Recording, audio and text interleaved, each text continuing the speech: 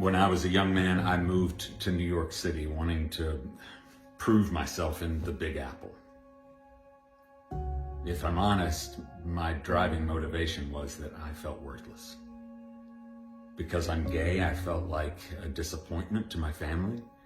I felt like an embarrassment to the small town I grew up in.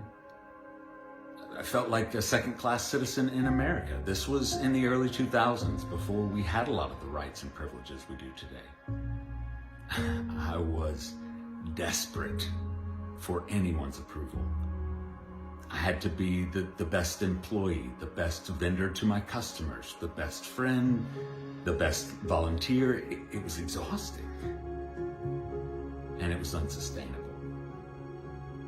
And before long, the cracks began to show in this perfect image I portrayed of myself. And a lot of people distanced themselves from me at that time. But one friend in particular didn't. He pressed in instead. It was like he'd never been fooled by the facade I portrayed. Like he'd always seen me for me and loved me anyway. And when it all fell apart, and I found myself at the lowest point I have ever been in life, he stayed.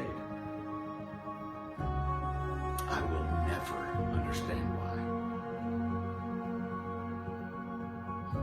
I was too embarrassed to let friends and family in, too embarrassed for people to see what my life had become.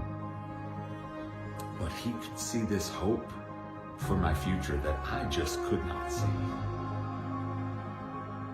I was intensely anxious and depressed, and he remained hopeful. Over the next several years of our relationship, he would help me piece my life back together again. And in many ways, I am the man I am today because of him.